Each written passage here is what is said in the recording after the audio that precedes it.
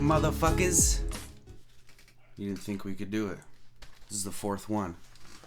I'm Adam Meyer, I'm back.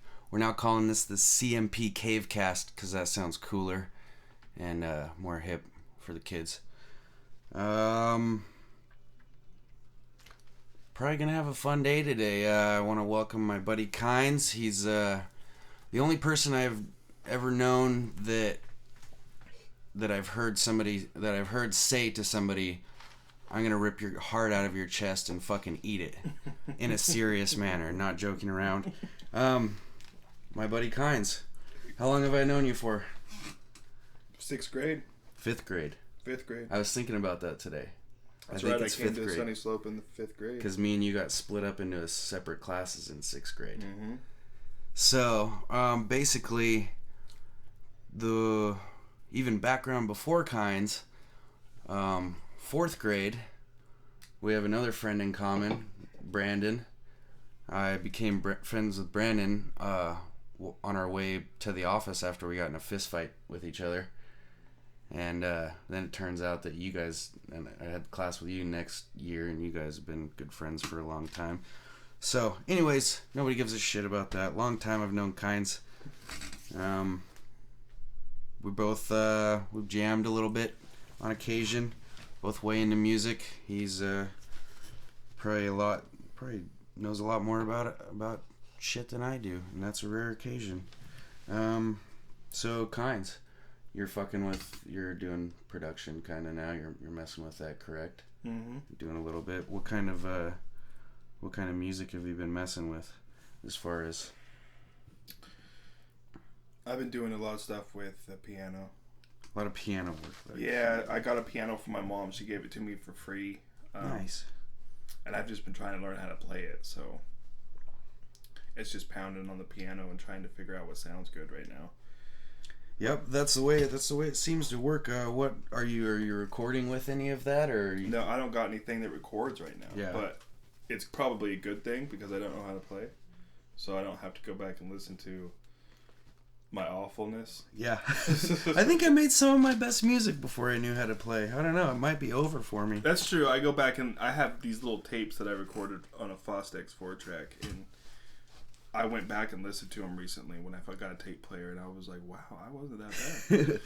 Well, I can listen to my old raps and stuff, and it's like, man, I used to not give much of a shit at all, and I could be funny, and I wasn't all serious all the time. Like, overthinking it. Yeah. So to speak. Okay, so yeah, now that I'm back in the same town as you, we're gonna be doing this a lot. I think this is it's gonna turn out good. So guitar. How long have you been playing guitar? Since I was 12. 12? So about the same. 17 years. And probably the same as me. Sound like you've been playing for. Yeah, I'm probably the worst. 5. Like, I'm probably the worst 17-year playing guitar player. That's the same thing that I tell people. In the history of guitar. Look, I kind of break it down to like when I got into my 20s and I started really figuring it out, and I always just tell, I've been playing for 7 years. Yeah, it's like if you learn to read over a 17-year period. Pretty much. Like, it doesn't seem like I've been playing that long. Huh. Okay, well, one of the interesting things about Kynes and I's past, it's a story that I pretty much every time I get inebriated, I end up telling it if your name gets brought up, and that's the old 5th grade 2-on-1 fight story. I'll give you the background, but really I want to hear you tell it because I've actually only heard myself tell it. Yeah. I want to see how you remember it. Basically, I don't want to seem like the victim. I'm sure being a mouthy fuck got me into it, but there was 2 guys that had been giving me shit all day, and things were coming to a head as we go to the playground. basically. Did you come along later? What I'm confused about is you had two of the best 6th grade fights I've ever seen as far as violence. 2 of them? Yeah. Okay. So you had one in the classroom. And they both happened the same day. With Josh. Was the one in the classroom with Josh before or after you got jumped? After. Okay. I thought so. So basically, we're in the baseball diamond, and these 2 guys are giving me shit, and finally I've had enough, so I take a swing and at one of them, and I totally completely whiff and somehow end up on the ground being kicked by the both of them. And that's about where I saw it. That's where you come in, because at first I don't know if you thought it was a joke or if I don't know what, but all I remember is looking up and seeing you hanging on the chain link fence going, oh shit, they're going at it. And I'm getting stomped by 2 guys, and I'm looking at you and I'm laughing while I'm getting stuck, because you're fucking making me laugh. And then I saw you hit the ground, and at first I didn't know what was going on, and then I realized you were in trouble. And here's the embarrassing part that I don't think I've ever told. I tried climbing the fence, and I couldn't. That's what you were doing? I was too out of shape, even as a 6th grader, to climb a fence. So I went from like failing at climbing the fence in front of everybody to just acting like I was cheering you on. Because I realized how pathetic it looked. That changes my story entirely. That's the way I remember it. Like, oh God. I hit the fence and I was like, I need to get over there. And really, the sad part is all I had to do was run down like they just opened up at either end. But I thought it would be more heroic if I climbed the fence, and then I couldn't. Like, I just couldn't get up the fence. It was too baggy, and I was too out of shape. And so I just was like, all right, fine. I'll just scream from here, and hopefully something good happens. And then, so nothing good happened as far as I'm concerned. No, you were getting kicked and punched. Pretty bad. It was like people picture a 6th grade fight. Like some slapping and little punches. This looked like something out of a Scorsese movie. Like, it was real. It was taking a good beating. And then Kynes comes to the rescue. All I remember is both of them no longer kicking me for some reason.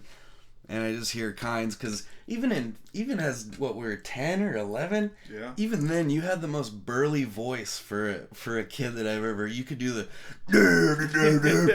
That's all I remember is that voice, and you want to pick on somebody else, motherfucker. Something, I don't remember what you said. Me and Josh got in each other's face. And, yeah. And the funny thing was it was like the perfect 2 people. Like, you made the perfect 2 enemies, because they were like a little mature for their age. Yeah. Josh especially, and I thought I was too. And so me and Josh got like nose to nose, and we were like saying some devilish shit to each other. And me and him talked about it later and laughed about it because he was embarrassed of it. Yeah, we became friends years later. You and Josh even became friends, I think. Oh yeah. Huh. So, you don't remember what was being said between you 2?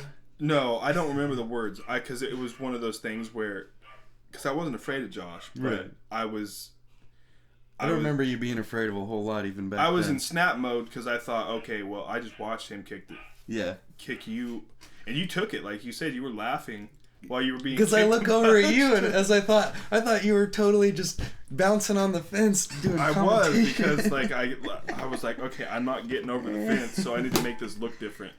Oh, that's great. Yeah, I remember.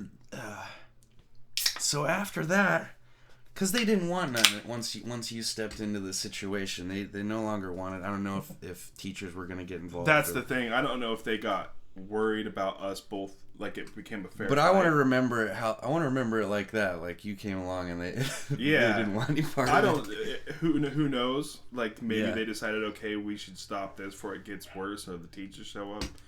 But I did eventually get around the fence. Like, I navigated it, figured it out, and I got over there, and then it was like a fair. I think part of it was a fair fight. Like, they took advantage. They caught you.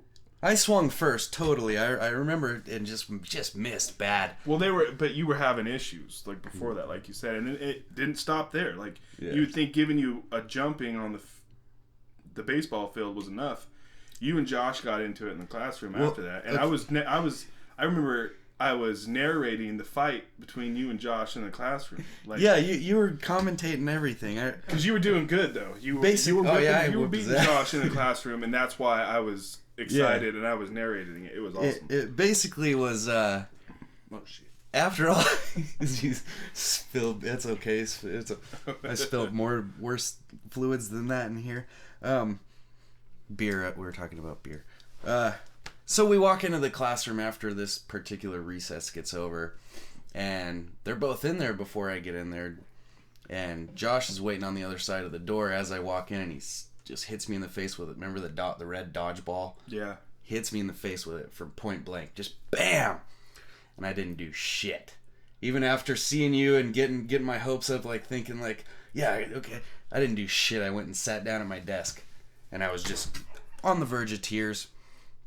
Because it was like a mixture of shame, like, why am I not doing anything, and what the hell is this problem? Yeah, exactly. Because me and this kid we were friends, I think, before that, and I don't, maybe a bad day at home or a bad night or something. Something was up that day where we weren't friends, but instead of leaving it at that, he walked by my desk and gave me a little shot to the jaw, like a little, not like a super into a punch. Gave me a little shot, and all I remember is just going red and exploding out of my desk. And then, and it was a real fight. Like, that's what I'm saying. Sixth grade, you picture like a sixth grader right now. Like, how old's a sixth grader? 11 years old? Yeah, something like that. It's not much of a fight, but this was a brawl. This was like real shots being thrown. They were on the ground. Well, I think you could hear connects, everything. I think he went down. Like, yes, he did. I don't remember ever knocking anybody out, but I know that after the first punch, all of a sudden I was on top of him. It was one of the first time I seen somebody get wobbled, and it was just one of those. I don't know whether you knew how to punch or it was one of those freak occurrences where you threw in the right direction and it connected. But that's what it was like. And I just remember I jumped out of my seat and I was just like commentating what I saw. Right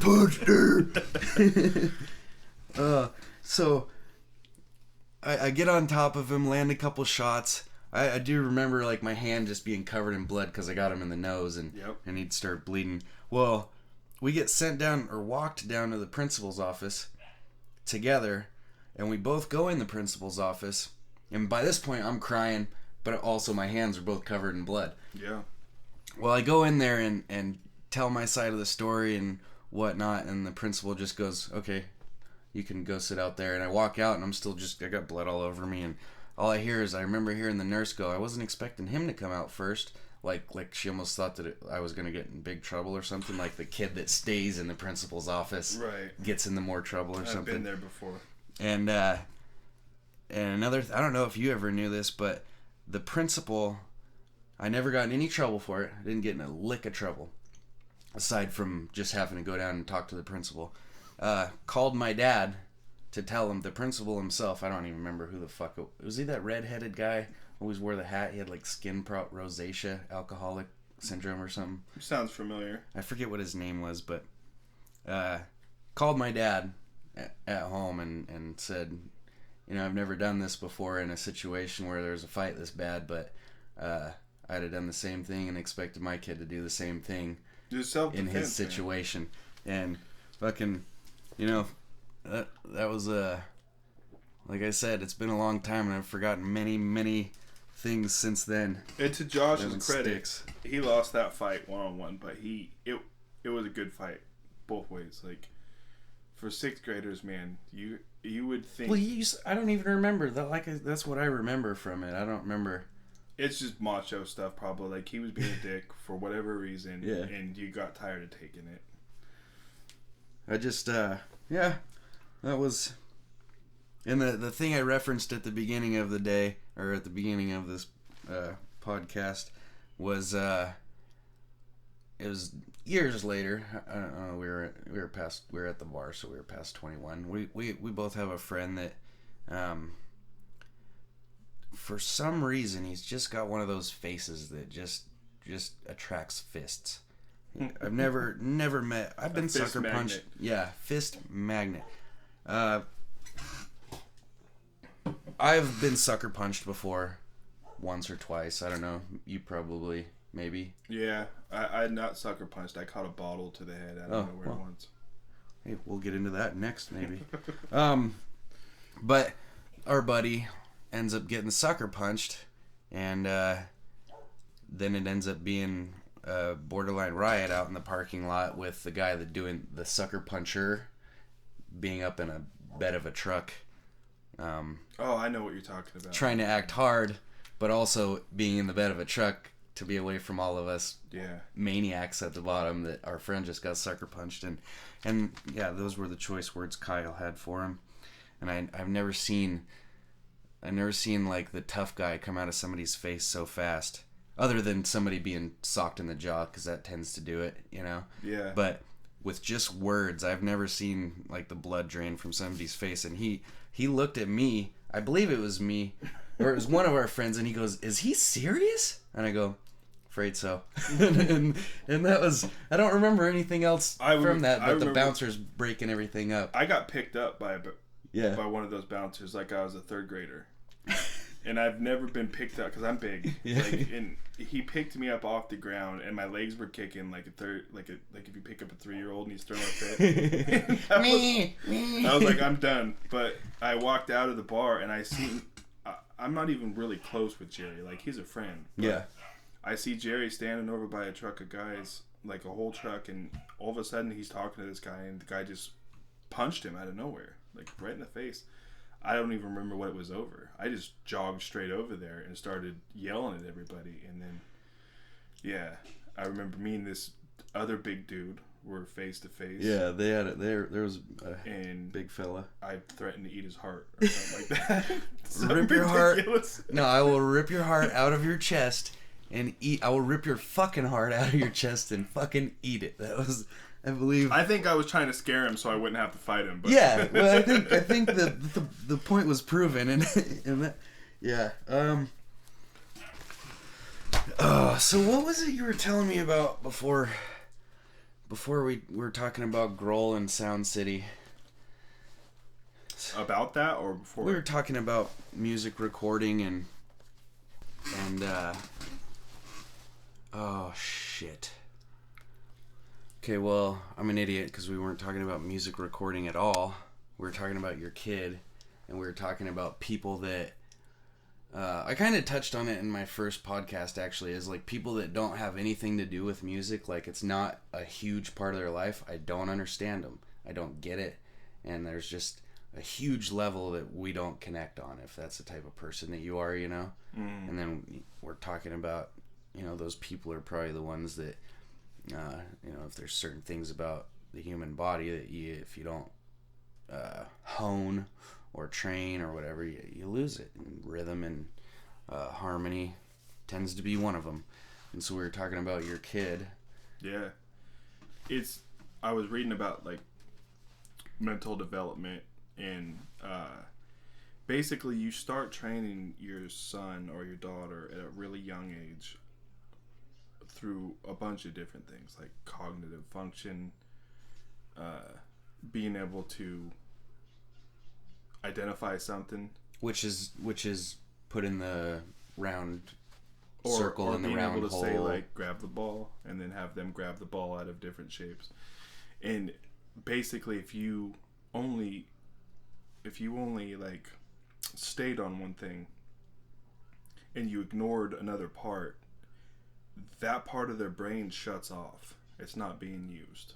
Basically, you have different motor functions and things that are in your brain that are for different tasks. And when you're training, when you're of a certain age, if you're not hitting all those marks, then they start to die off, like they're not needed, like a muscle atrophy, like a person in a wheelchair. Right. It's just that your brain goes, okay, well, we don't need this part that much, so we'll shut off activity to it.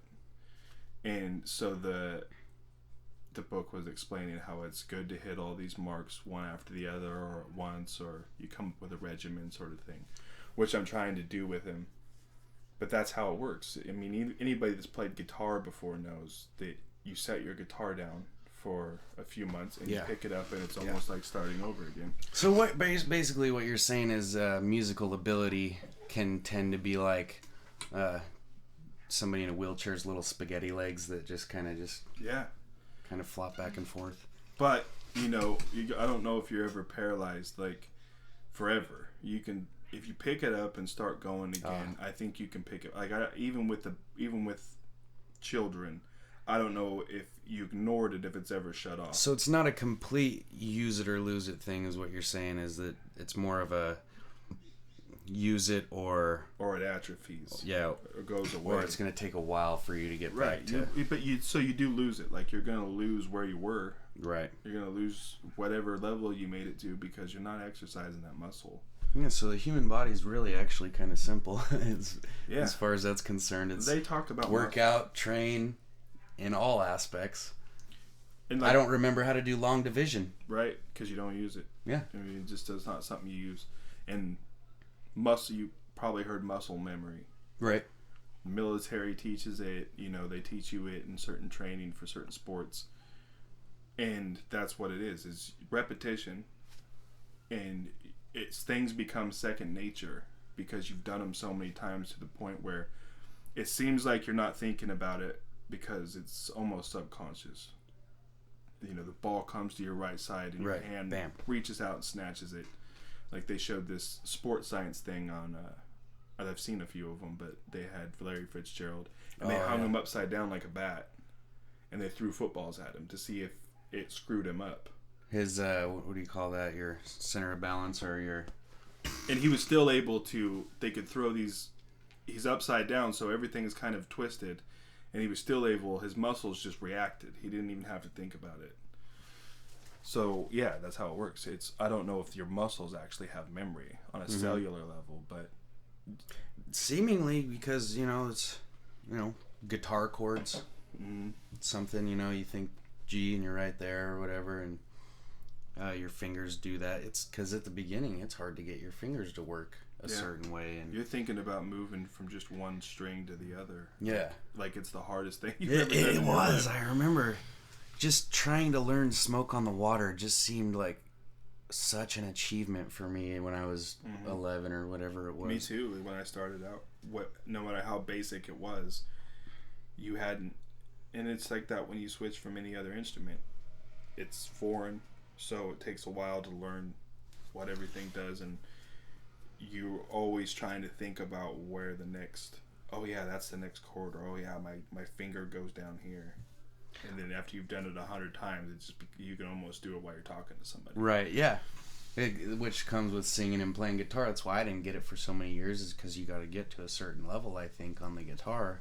A comfortability, where before you start doing other activities. And I still can't multitasking. Do it. Like, I can play something really good on the guitar, but I can't sing and play at the same time. I've never been able to. I've practiced over and over again. I think that whatever that part of my brain is that allows you to do two things at once like that. That's what I always thought. Just doesn't work. But eventually, at one time, it just kind of clicked. It wasn't like a steady build-up. Like, I used to try and just be horrible, and I'm fucking horrible still, but I'm not, I'm not John Mayer. Right. But, it's, it's a lot easier, and it's less thought into it now. But I was thinking, do you think there's anybody in the world that plays guitar whose first song wasn't Smoke on the Water or Iron Man? Nobody that I know. That I think that could be maybe people that are born in China or Iraq or something. Even then, well, okay, Iraq maybe, but I don't know. My uncle. Do they allow guitars in Iraq? They probably shouldn't. Never seen an Iraqi guitar player. You shouldn't probably be allowed to play guitar in Iraq. My uncle, he started out. His was like a blues riff. It was like a simple blues riff. That was the first thing he learned, and I remember being like 7 years old and having to listen to that over and over again. The way my neighbor had to hear Smoke on the Water. Right, yeah. I'm sure my dad could never listen to that song again. Yeah, so I guess there are people that get started out with something. The guy that gave me my first guitar showed me Smoke on the Water, so that was my first one. I remember I took lessons when I very first got my guitar. Took lessons for, I think I went to like 3 sessions or something like that. And the guy wrote down a bunch of scales for me and stuff in tab formation, and still, fucking Smoke on the Water is the first memorable thing that I ever. It's simple. And it teaches you to move your fingers, basically. Right. I wonder what's that? The BOC that does that song? Blue Oyster Cult. Deep Purple. Oh, Deep Purple. I get those close. Two confused. Same year. I wonder how they feel about that.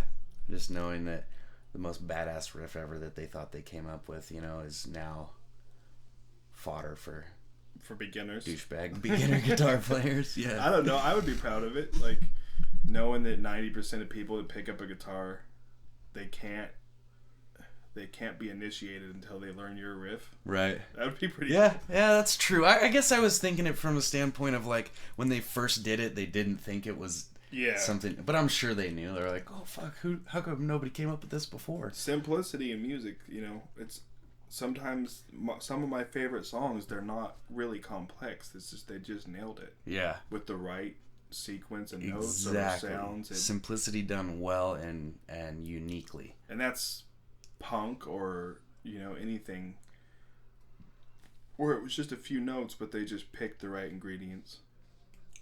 Speaking of a few notes, it's about that time for the song of the day.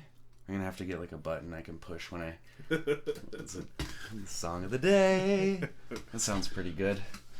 Maybe pay Gilbert Gottfried $1,000 or Morgan Freeman. Morgan Freeman, he'd probably do it for free. He loves doing that shit. Yeah. Anyways, song of the day is.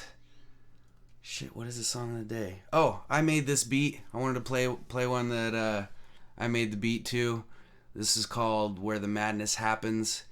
It is featuring, yet again, my good friend Ubzorbd. Yeah, enjoy.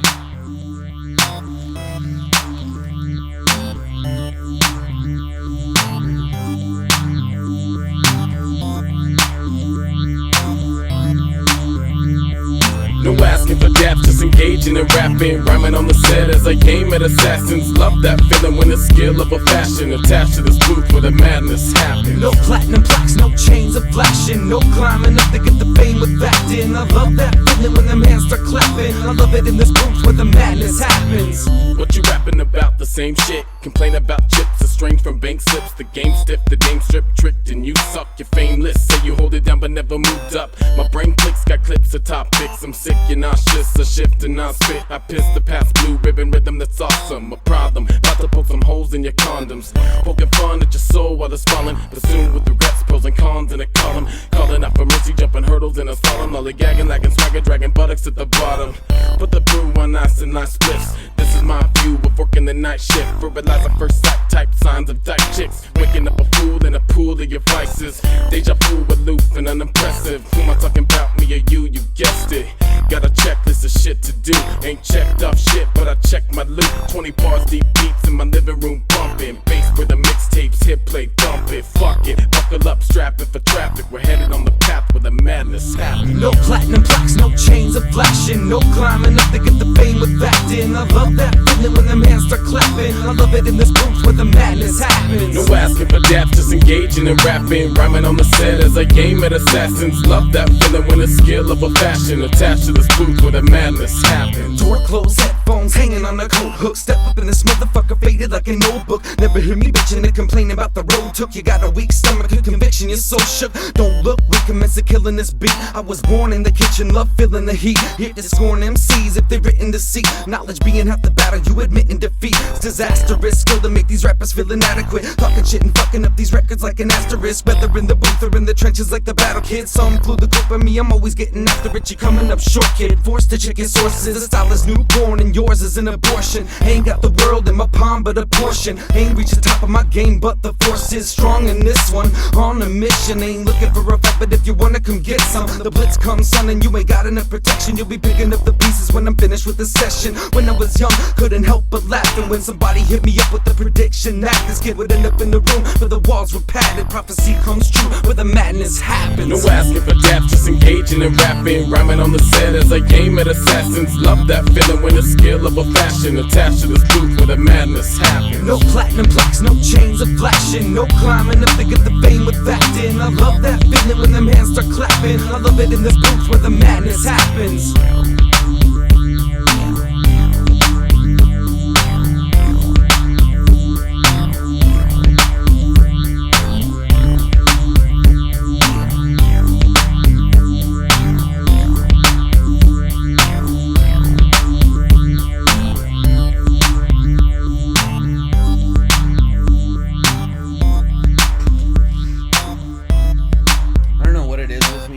For some reason, I got the longest fucking outros and intros on any of the beats that I make or songs that I do. Yeah. I don't know why. I'm hoping maybe like some good DJ will, hey, you got a lot of space on there. Maybe I could throw down some cuts or something. I don't know. But anyways, that's where the madness happens with myself, Admire, and Ubzorbd, beat by me. You haven't heard that song before? No, that was the first time. Yeah, Ubzorbd's got a cool voice. Yeah, I was just during the song I was telling Kynes that when he says that we're 20 bars deep in the living room bumping, we really were in our living room. It was when we lived together. We had our studio set up to where the computer and everything is against one wall, and then we had a bunch of stolen upstairs carpet padding, which is upstairs carpet padding because it's soundproof, supposedly, or it's sound dampening. They use it on hotels and shit. We stole a bunch from the job we were working on every time we got a chance, and we just lined our entire washer and dryer closet with it. Yeah. So then you open one door and walk through and just go in, there's your booth. Those were good times. But I like doing music with Randy because it kind of gets me not necessarily out of my shell, but I'm not as serious about it. I hate how serious I am in every fucking song. It seems like I know that like you're preaching too much or something. Maybe not like I'm preaching, but just the content, the just the content and the words and stuff is just more tending to be dark, and I know that I can do funny stuff somehow, but I just haven't tapped into it yet. Lighthearted and celebratory. Yeah, and or shit talking, and you know what I mean. We just kind of rap about rapping or how we're better at rapping, or it's good to have that because any person has both sides of that to their personality. Yeah, so. It's fun to do. I just wish I could. That's the next thing to work on is really opening up, and it's really when I'm actually writing the lyrics. I get into the zone and I do it, and it's just kind of a stream of consciousness thing. I guess I have dark thoughts, or I don't know what the fuck it is, but it's like an exorcism, like you're getting out stuff I guess that bothers you. So it's almost like you're sitting down with a shrink, or you're having a therapy session on your paper. So stuff that you're grappling with is going to come out. Like you said, I think it was Back to Basics. I'm gonna get the lyrics wrong, but you said grab the mic and fight fears or something like that. That's basically what you're doing on paper. That's pretty, and that lyric is also pertaining to getting on stage too. Totally. Also, and that's a whole different side of it, because I don't know. Basically, the music I make is for me, and if I were to do some funnier stuff, it would be not just for me. You know what I mean? Like, I would feel like I was. I don't know. Which there's no problem with that. I want to do that. I just haven't. And it's also part of your regular personality. Like, yeah. That's what I'm not dark all day. Right. And that's what I like about singers. Like, I have a weird taste in singers. I like every kind of singer. Like, you can take prototypes like Elliott Smith, where you might not be able to pick him out of a crowd, even though he has a really great voice, but it's not super unique. Right. But he's still one of my favorites. But I like songwriting. Songwriting, blows yeah. a lot of The people sound out of his fucking voice water. though is, you know, it's not like Ozzy Osbourne unique, or where you could just hear it in any genre of music and you could be like, oh, well, that's him. Right. I tend to gravitate towards singers who have unique voices like that, because I think that it gives it, like, their personality comes out better. That's always been my thing. And also, I don't know if you're the same way, but I've always taken pride in the music that I like and the type of music that I like maybe too much pride, but it kind of bothers me when that kind of stuff goes to the masses because of how stupid I think the masses are.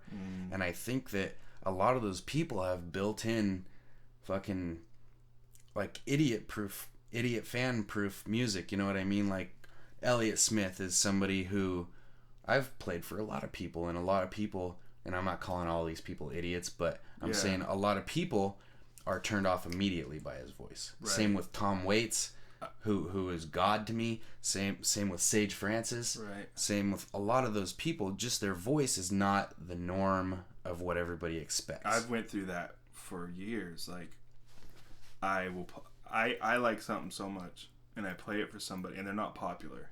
You're not gonna find this on the radio. And it's not something they've heard before or know the lyrics. I'm like, oh, you'll love this. I play it for them, and it just does not click. It drives me nuts. And nuts. You're looking at them like, how can you not like this when you like this? Like, are you kidding me?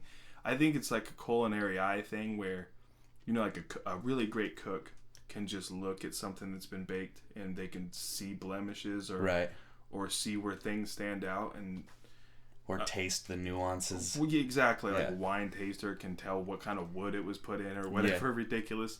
That's what it's like. People who are like connoisseurs of music, they get bored with the basic run-of-the-mill macaroni and cheese of music. Cookie cutters. And you start digging for gold, basically.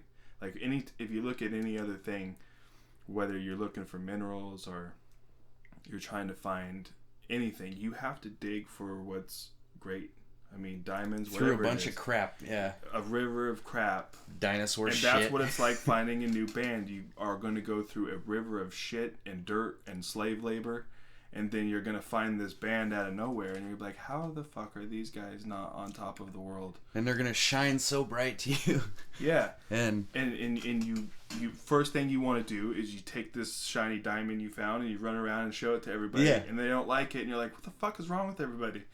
That's what's cool about music, though, is you could find a band that's not even signed on a label if you just got lucky and somebody showed them to you, or you found them on YouTube, and they could end up being your favorite music. Yeah, there was a few years ago. I don't know. Did you come to the Finch concert with us? Me, Dill, Anth. I went to one. We met him out back. Yeah, at the. I don't remember where it was. I went to one, and it was on my like my 21st birthday, close to it. That's why I think. And we met him at Del Taco. Ooh. And I remember a bunch of us went. Okay, let me tell you some things about this show and see if you can remember. There was a band that played before them that had a chick drummer, kind of a heavier set girl, and she had what to me looked like she had a bloody nose and wiped it, and it was just like a blood streak from her nose. Do you remember that? No. Okay. I went. I don't know if the that one was I went the same to. one. I did find a band at a Finch concert though. I found the Nurses. Basically, that's what I was trying to say. I don't even remember what the band was called, but they were fucking good. Yeah, and it was one of those bands that Finch just took on because they knew him from the hometown and thought that people should listen to him. And I remember we walked in while they were playing, and I was like, "Who are these guys?" And I met the dudes. And I met one of the guys. I think they met the guitarist in the bathroom. Me and Dylan walked into the bathroom and just was like, "Hey," and shake your hand. But they got their little their little 3-song demo, and I've been listening to them they've changed their style and stuff. But I've listened to them for years, and I just got lucky and showed up at a concert and heard something I liked. Yeah, there's a lot of bands that I've been to a lot of concerts where I've seen bands that I've never heard before or whatever, and and live, I'm just it's awesome. You know, if a band plays live, I don't know if it has to do with studio band versus live band. I've heard those comparisons before. There is. Oh, they suck live. I've heard Deftones get a lot of shit, like Chino especially. That's Rest in peace, Chino. No, it's true, because I've been a Deftones fan. Like, I think the Deftones are the only band that survived their era. That's what I always say. Because the new metal thing. Right. They were cast into new metal, and not unfairly, because they had songs that were new metal. And they were associated. Right, but they were more experimental than the other bands they were with, and they weren't. Whatever they put together, it stood the test of time, and they're still a real respected band, and they've changed over the years. They came out with Korn and Limp Bizkit, like that era of and music. Then 1,000 bands, and then 1,000 bands that fit there, and they came out, and so I've been a fan of the Deftones ever. I thought they were different when I first heard them, and I've never heard an album that I didn't like either. And they do make great albums, but I've got live albums from the Deftones, like live songs, and it's just been like, wow, this band, like the Deftones made this. Like, live? Could you imagine if you went to a live Deftones show before you knew who they were? No, I wouldn't have liked them.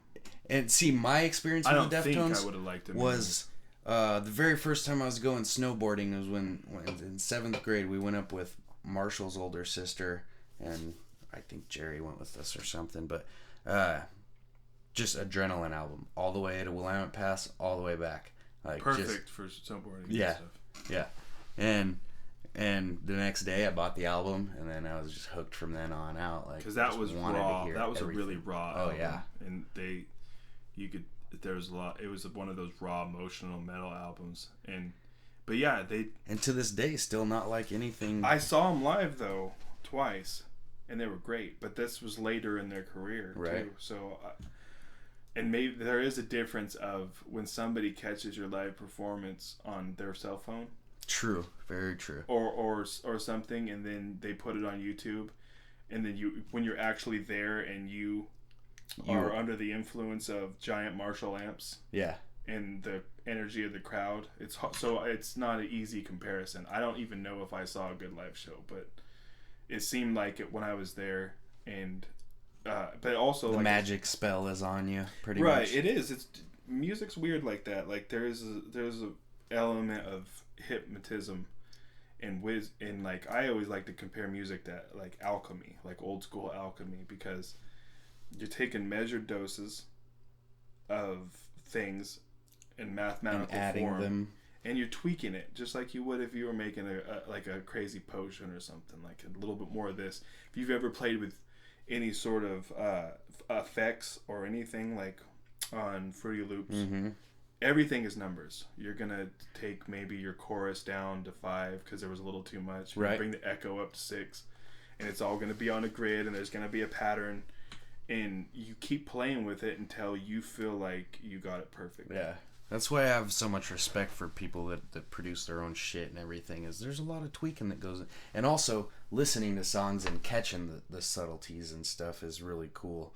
Like, oh, you hear that little thing you did right there? Yeah. And instead of repeating it 1,000 times because it sounded cool like you would hear in a mainstream song, it's just there. And you go like, how did they decide to take that right turn after the verse into the chorus? Yeah. And what made them go from like a 4/4 time signature to something crazy like a 7/8 time signature that's just off the beaten path, how did they decide to start the song off that way?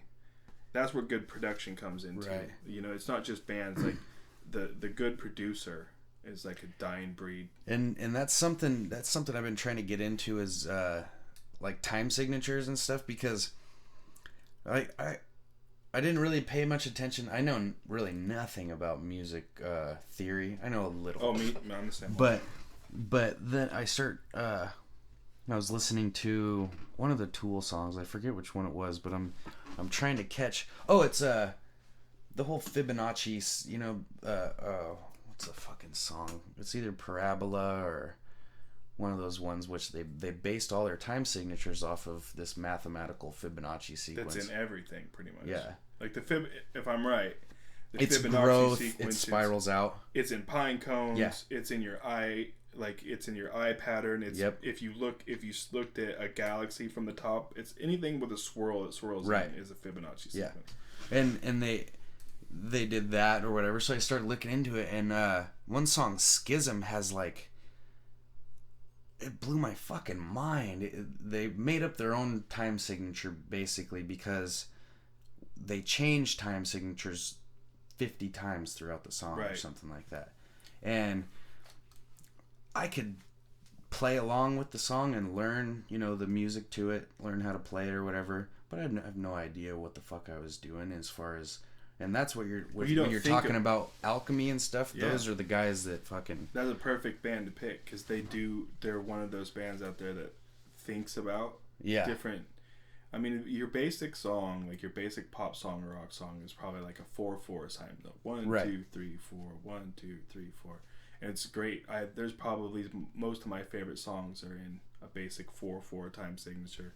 But it's cool to listen to a band like Pink Floyd or The Tool, where they like to play with that, and they'll take you from a normal pop song time signature all the way into something you've never heard before, and you might not realize it when you're listening to the song because it just sounds cool, but when you, like you said, when you try to play along with it, you realize how strange it is. Yeah, and that's the whole thing I love about music production itself is why after years of playing guitar and not being able to keep bands together, I decided, fuck it, I'm doing everything myself, is because you can really dive as deep as you want to go as far as in producing music. Like you don't have to stop anywhere. No. As far as tweaking things and as far as adding or subtracting or doing whatever, and back to the math thing, like it's endless like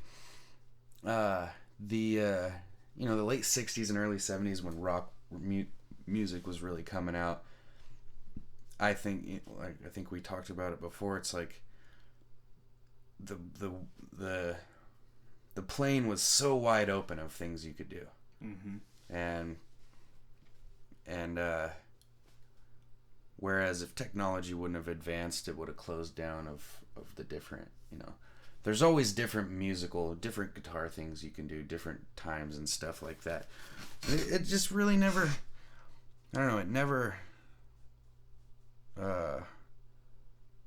is complete, you know what I mean? Like, right. It never. They asked Robert Plant one time why John Bonham was such a great drummer, why his shoes were so hard to feel, and it wasn't just his physical abilities. If you watch him play Moby Dick, it's impressive what he could do physically.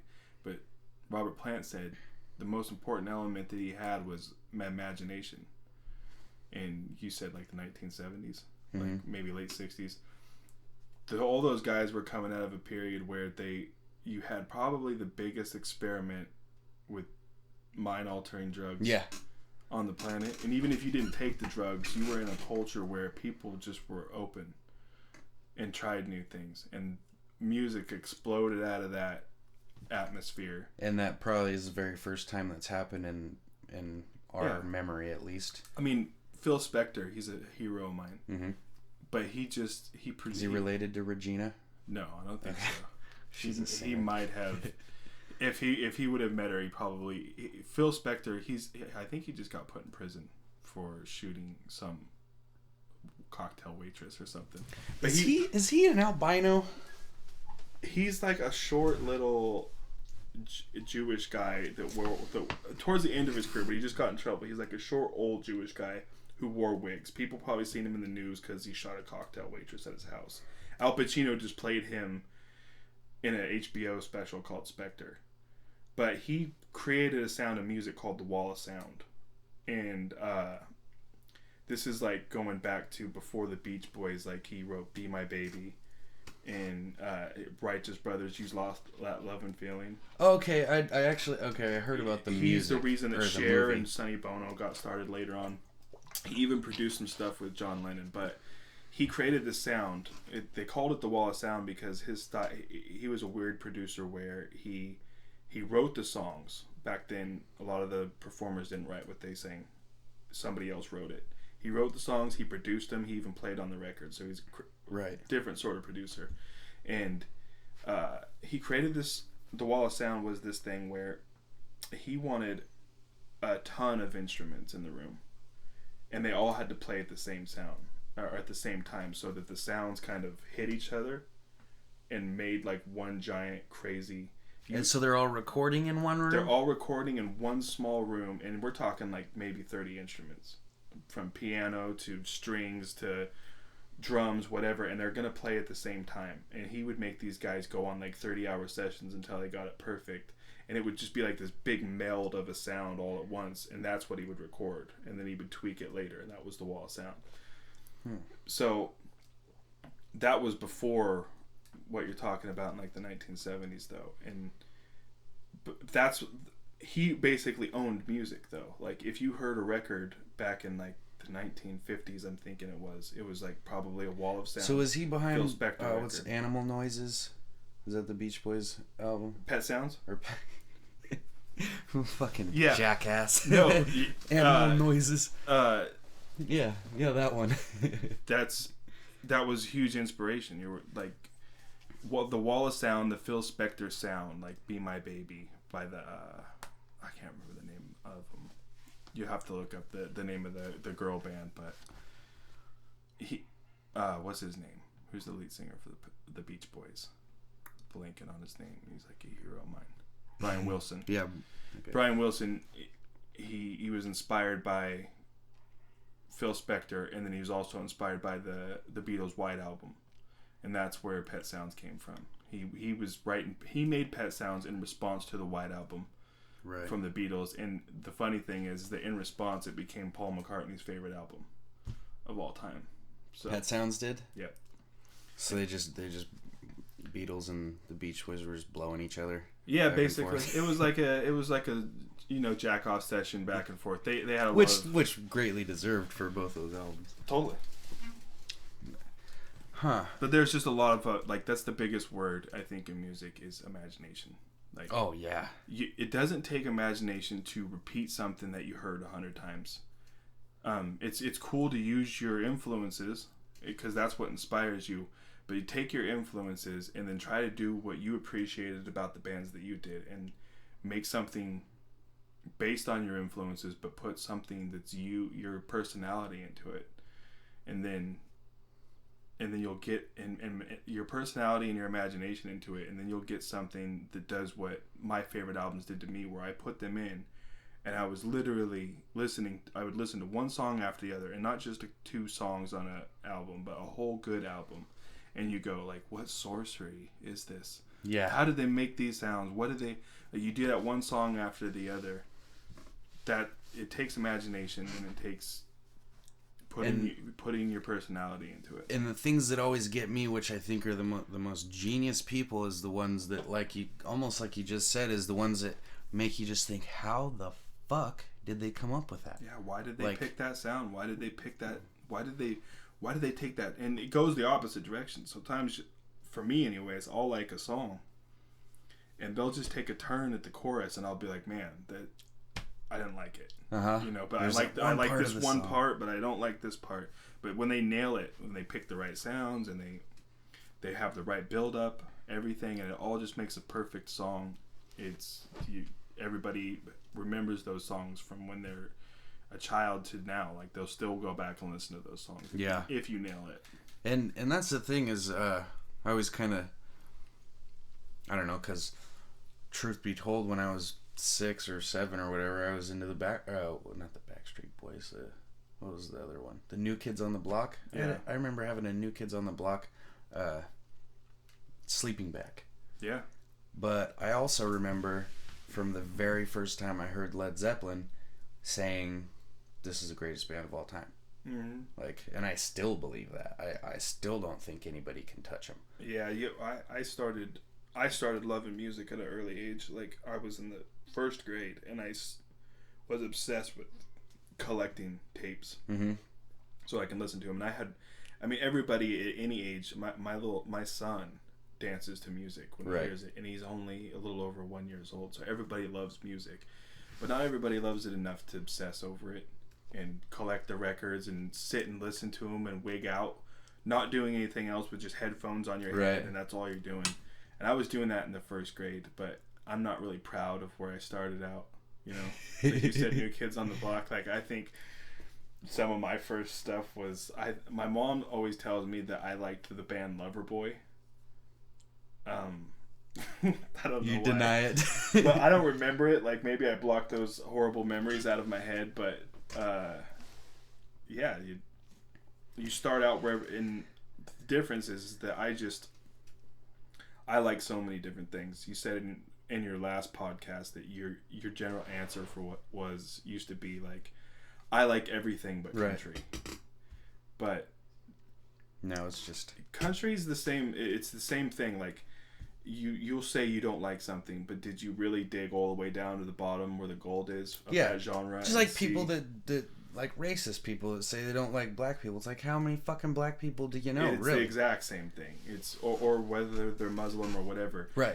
There's nothing more worthless than writing off a whole group of anything because you don't like one or two. Yeah, and they're not even smart enough to apply it to their own race. If you're white, most of the people that you've hated in your life and that have fucked you over are white. Yeah, guaranteed. So it would make more sense to hate white people than it would any other race. Same thing with black people. Exactly. You're taking secondhand knowledge and writing off a whole race because you're ignorant. Basically. Yeah, that's I just think that's well put. It's worthless. Like, you're I try to understand. I have friends that are like that. I still consider them friends, and they wouldn't be rude. We grew up in Oregon. Yeah, we're in the States with white people, so it's just the way it is. They not necessarily that they would be rude to somebody, but when they feel comfortable, they'll say things. And I've had the debate over and over again with them, and a lot of it just has to do with who was their father. You know?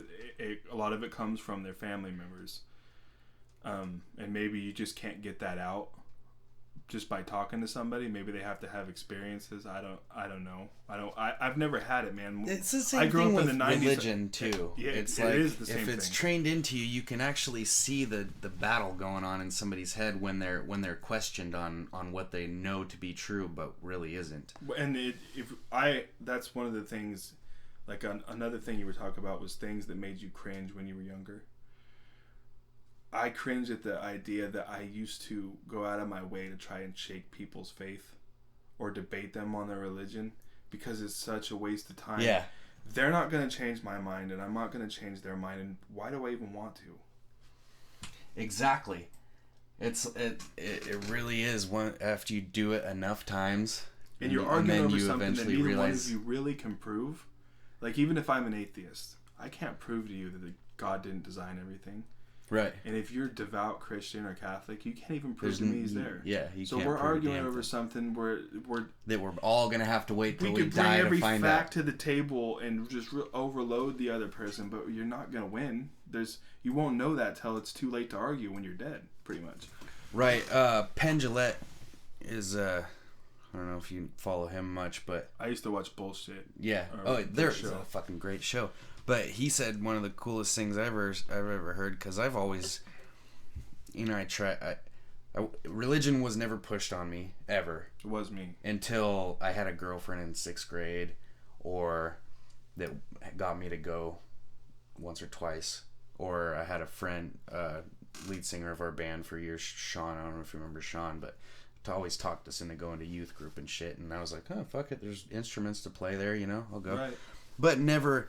It's always felt wrong to me. Something about it always felt wrong to me, and that's the only thing. But so technically, I'm an atheist. Like, I'm fucking completely okay to wait and find out.